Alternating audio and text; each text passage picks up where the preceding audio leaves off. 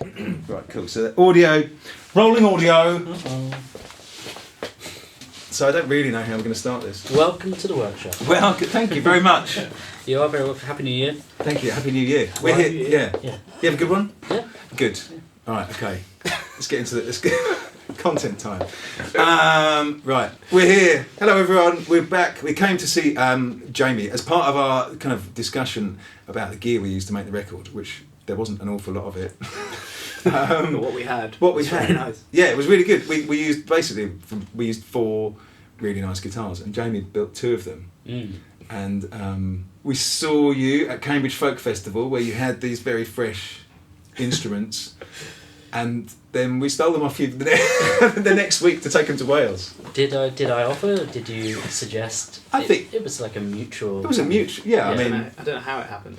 I think I remember definitely suggesting it pretty hard. Because I just remember Jimmy walking away with both guitars. I was terrified. I was like, yeah, it's fine. It's when we packed the car to go to Wales to go to the studio, and realising that the boot of my car was worth more than my car. Yeah, we played. We'd known Jamie for a while. Jamie Swannell of Swannell Guitars. Hello. Fantastic guitar build just outside Ely in Cambridgeshire. Mm-hmm. And yeah, like we say, at Cambridge Folk Festival, we saw Jamie there exhibiting a couple of new design guitars, which we played and really liked, and then took to Wales and played loads of songs on the record. So we thought, up until today, I was convinced that we'd given them back, which made us very sad, and that they've been sold. And you'd never see them again. We thought we'd never see them again, but little did you know that I've kept hold of them as demo instruments for at least until the summer. For now. But these 2 are very keen to save hard. So yeah, I was going to say, we're going to save our pennies. So if you want to buy maybe 20 copies of the record for your friends, that'd be great. But yeah, they're here. So can we get them out? Yeah. Yeah. Nice. Let's do. All right. This is the little one. It's the little one. Cool, I'm going to get this one because... This is one. So this is the one that I played.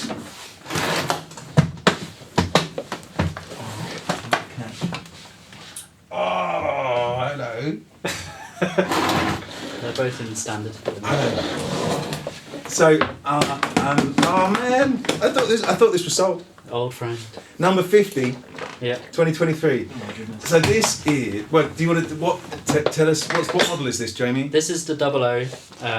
It's a stripped back model designed for players, particularly rather than people who really like shiny guitars. It's got oil back and sides, which are walnut in this case, and Jimmy's one, not Jimmy's one, it's not yours.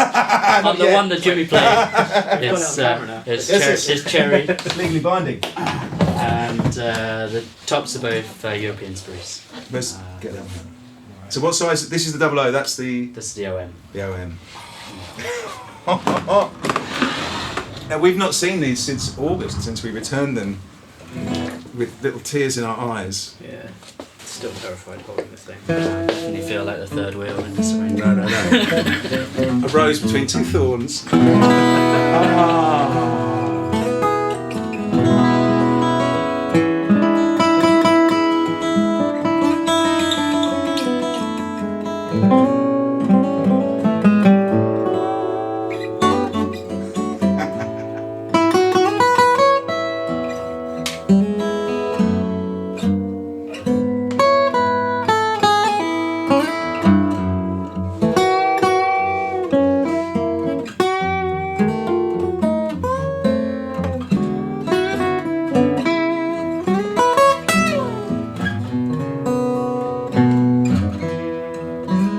Be a video of us playing the guitars now, isn't it? So they're magic. They are magic. I always say though, like it's like you think they're magic. Yes. To me, it's like when they're being played. Mm. Like it's like all of those hours and all that time fretting over fretwork, or like maybe there's a little dent somewhere that you've got to steam out or like fix, and because like making is largely about not covering up repairs. But it's sitting right in the way. It's kind of like it's a it. fairly arduous process of like time, lots of processes going together, making this instrument, and at the end of it, you've got a piece that you can play well. Like you play it and oh yeah, it sounds cool, but then put in the hands of people who can actually play, and two of them together, like it's a pretty unique experience as a maker. Man. It's like they just that's so cool. That's really nice. It must be really satisfying to hear people playing them like after you've put in all that time. You just literally swell with pride. Well, I do anyway. Like other people might not, but like just then you picked up these guitars, reunited with them, and literally just the music just fell out. That's what's so amazing about them for us as well. Is like you pick them up and like you say, music falls out of them. Like it's just like they're effortless, you know. Yeah, I remember when we got them off you, and you're like, I haven't even done the final finish on them yet. You can't. I was like, it's fine. We'll just take them, and they were just so good. And like the final setup. The final setup. Sorry. Yeah. So like normally a guitar has a sort of bedding in period where it's just like I'm happy at this stage, and then it just goes. Because I think, am I right in saying that you'd only strung them up like the day before the folk festival for the first time? I was well ahead of schedule, and it was 3 days ahead of 3. But so that means that when we took them to Wales, they were less than a week old. Yeah. Super fresh. Excellent. That's so cool. I mean, yeah, when we were playing them in the studio, particularly, they just. I think that the two guitars complement each other well, tonally, but they were just like super inspiring to play. Yeah. Well, I remember when we played them at the folk festival, we picked them up and they were like, "Wow, these are loud." Yeah. Then we got them in the studio and it was like, "Wow, these are really loud." Yeah, that's it. Because at the folk festival, you know, it's in a marquee with so much noise. Going on. Background noise. Yeah, it's not the ideal sort of environment to play guitars. What's the scale length on these two? So the two models, you've got the 00 and the OM. Mm-hmm. The 00 as standard is 635mm, which is 25-inch. Right. And the OM is 647.7mm, which is 25.5. Right. So just that little bit extra length, a bit more tension, bigger body, greater bass response, generally, sweeter trebles on this side. Yeah. And the two of them just come together. In the unlikely chance they get to be played together to fill in all of the little sort of sparkly bits. My favourite acoustic guitars to play are the ones where you can just play one note and really just go away and have a bite almost. But you know what I mean. Like you could just kind of, you don't want to play loads of fast stuff necessarily because each individual note just sounds so good and full. There were times when we on the record when we were listening back to it where we could have sworn that someone was playing the grand piano in the studio. Yes. Like, there's moments where we both just hit a chord. Like that somewhere. There's one I can't. Yeah. There's one tune when I'm just playing octaves. Yeah. Yeah. It's like.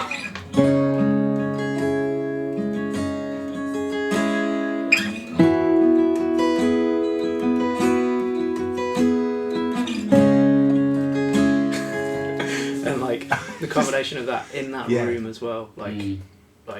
That's an often overlooked the illusion of the piano. Yeah. The space that you play in, it just can change. Yeah, I mean the room was. I mean, obviously it's amazing, and that, especially with the Atmos mixes, it's become even more of a part. Yeah, of it. I don't know a lot about that other than it's a thing. It's a thing. It's definitely a thing. Is it multiple? Like, is it the 7.1 kind of thing? It's 7.4.1. Yeah. 7.4.1. 7.4.1. So there's 7. Yeah, you got up and down as well. So you've got height, and it's quite remarkable. Okay. Go and see it in cinemas now. So when you play that one note, it goes like around. Then it does down. It does on some certain parts of the record. Yeah. But most of the Atmos stuff is so that it sounds like we're playing in the room, which it does. But yeah, back to the guitars. All through one mic. Yeah. Well, we did the one mic, and then it was reamped for the Atmos. That's a different video. Okay. Links are below. Cool. We'll tell you about it afterwards. But basically, it sounds like you're in the room with us. Nice. Well, as a guitar maker who like specialises in making things to make sound, it's quite exciting to talk about. Yeah. It's. I mean, I think. The way we recorded it on the one very, very nice ribbon microphone, just in a very nice room on very nice guitars, was a really nice way to make a record. But having these two guitars available for it was wonderful, actually, because it was unexpected. Yeah. Obviously, we hadn't planned to take them with us. No. You get that with new guitars as well, though. Like, aside from your apparent unending love of these instruments, Yes. like when you have a new guitar, like new stuff happens, new things fall out, and then like part of the challenge of making is to make sure that doesn't just drop off and go, and you end up with a guitar that you once loved, but. And I think certainly there's some guitars that you, like you say, you get them and you go, oh, this is brilliant, and then after not very long you go, oh well, that's what's next. That's what it does. Yeah. Whereas with these ones, like like almost like a blank canvas, but not a blank canvas. Do you know what I mean? Like it doesn't. There's no like. It doesn't feel like there's any kind of particular things that it wants to do. It just does what you want it to do, which is ideal. There's some things we go, well, this is going to be brilliant for bluegrass, but I wouldn't want to do anything else in it. Whereas these, particularly for the kind of stuff that we play and the style we play, it felt super comfortable, super easy to do all of the musical, tonal things and. Blank canvas is basic. Sorry, Jim. Yeah. That's what I'm aiming for. And that's what's inspired the sort of stripped back aesthetic of it. It's like if I've got a guitar full of abalone or decoration and stuff, that's cool, and people love it, and I don't dislike it much. But like no, I've dabbled in decoration and stuff, but I really like this kind of notion of having something which is clean, unfussy, and like it's about making sound. And music. It's like you pick it up and you like, not to be too pretentious about it, but you forget that you're playing a guitar. It's just like just creating music out of nowhere, and it's like it's not getting in the way of anything. You're not having to fight any sort of problems or anything like that. It's just music happens. And you just focus on that, And I think the aesthetics of it I think they're beautiful because they're so simple. Like there's this very subtle. What's the little binding line in there? Is that the kind of? It's orange poplar. Is it orange? I was going to say it looks kind of poplar. ready, and I just think I think they're gorgeous. Yeah. Like I love them. Timeless, and just beautiful. Magic. I think Now there are some interesting design things on here, but you may not want to talk about them. I don't know what you're.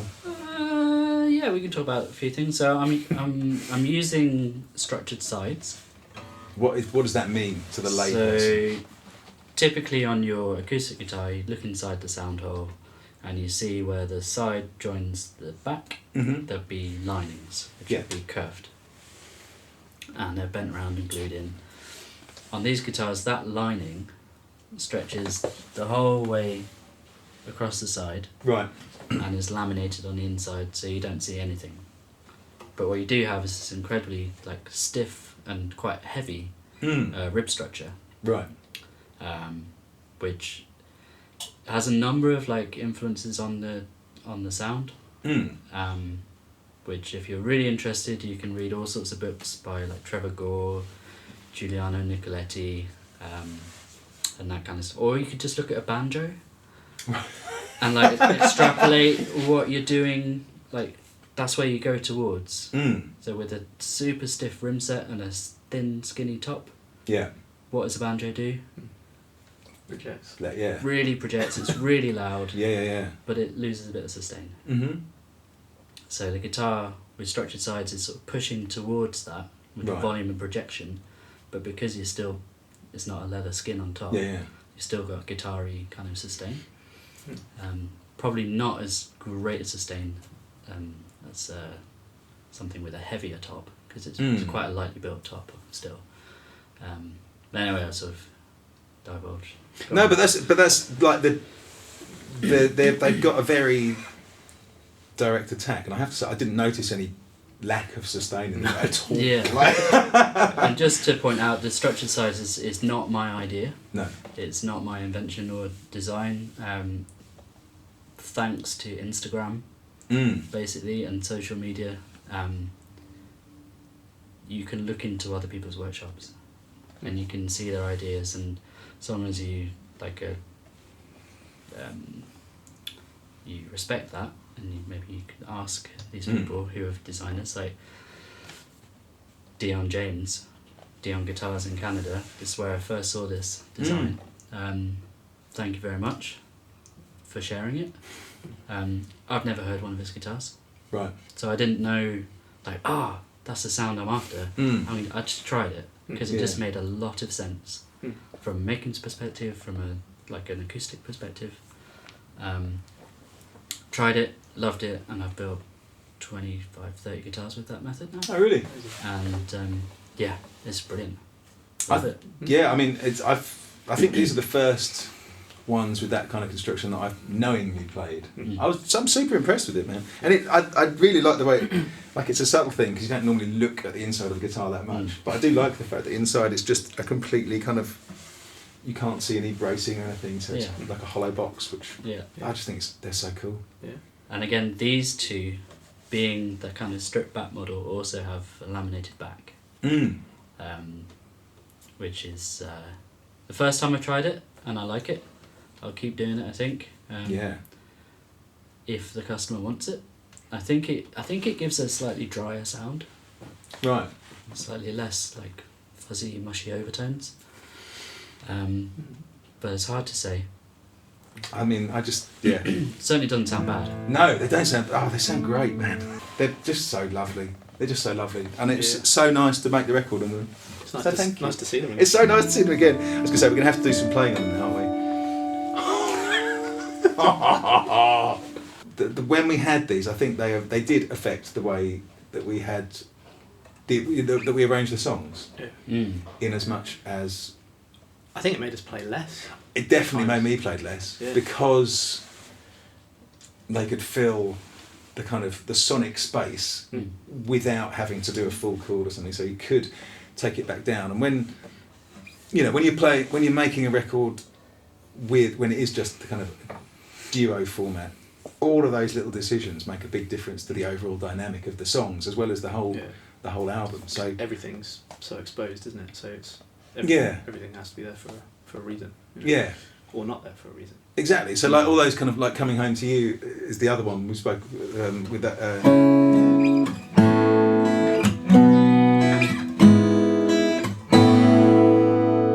When I stopped playing the full chords and just did the octaves and the thing again. The drone.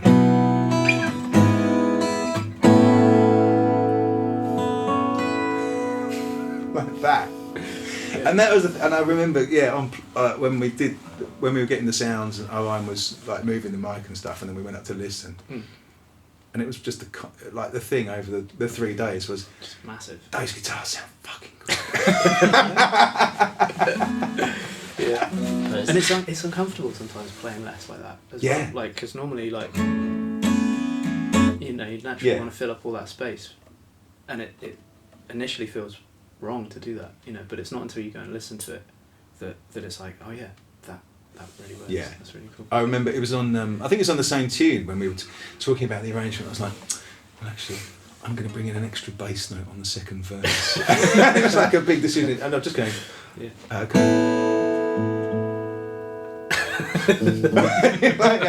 oh yeah, make or break time. But it's like, it is that kind of thing where and these, like, they were so nice to record with and play. One of the things I remember, like, really noticing as well, like, dynamically with these is, like, a lot of the time if you're playing acoustic guitar, there's a point where you hit it a bit too hard and it just goes over that threshold of like being nice, and then you're playing at that sort of point where it feels your maximum, and then you just go a little bit more on these, and it's like, this has got loads more, like, way above there. And you can really bring out higher dynamics, like, really easily, just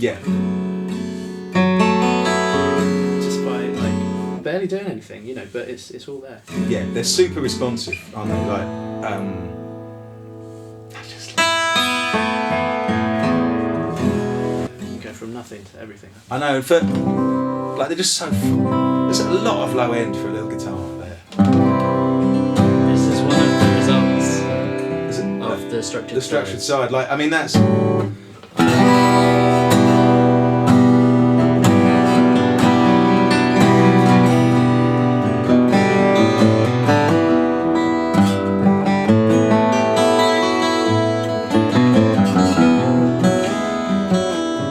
Change key there, but yeah, I mean, they're just. And you can go down that kind of thing where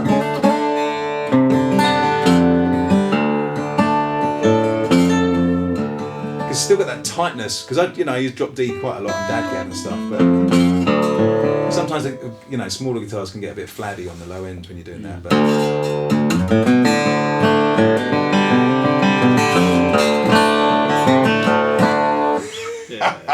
it just sounds so good. I think if you were to encapsulate in a statement what the structured sides gives to the guitar, it's like it just makes it sound like a bigger guitar. Yeah, yeah, I would say that. To a certain level, but then you still keep the benefits of that shaped guitar. Yeah. So you've got the sweetness of the trebles, you've got the full kind of orchestral model sound. Yeah, that's it. Yeah, I mean, I love parlour guitars. That's my thing. But and this, yeah, just wonderful.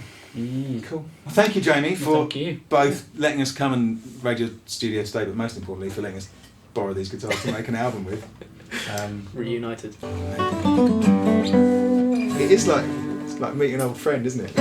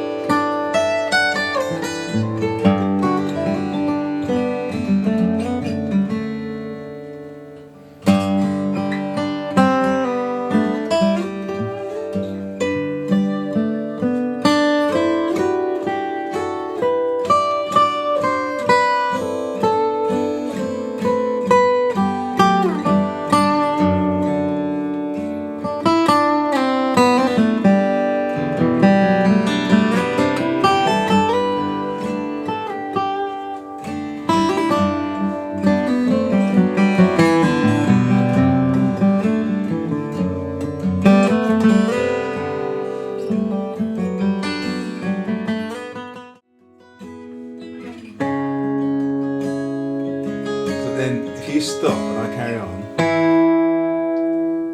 the amount of overtones. Ooh, if I had the right strings. Super pro job there. But it's the way. Hang on, I've lost all credibility now.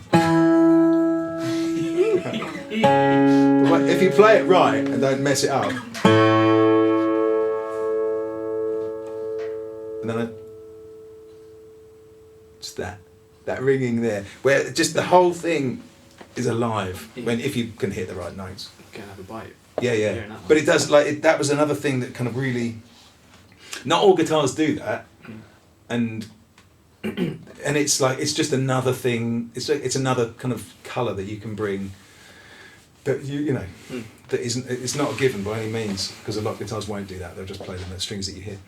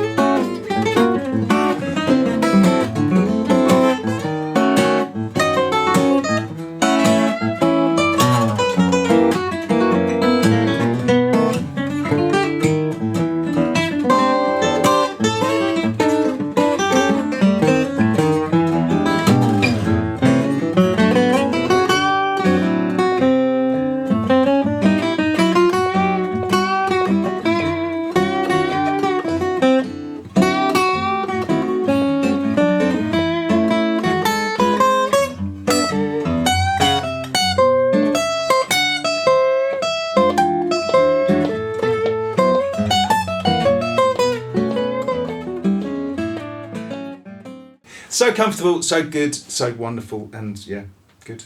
Buy one. Buy one. For us. Yeah, for us. Buy Buy one for us. Buy these ones for us. These specific ones that we had on the record. Please. Please. Do you want to set up a GoFundMe? Yeah, we should. Okay, that'll do. That was good. Thank you, Jamie. Yeah. No worries. Pleasure to have you here. Oh, just Take it off before I scratch it. I was going to say, let me press stop on this.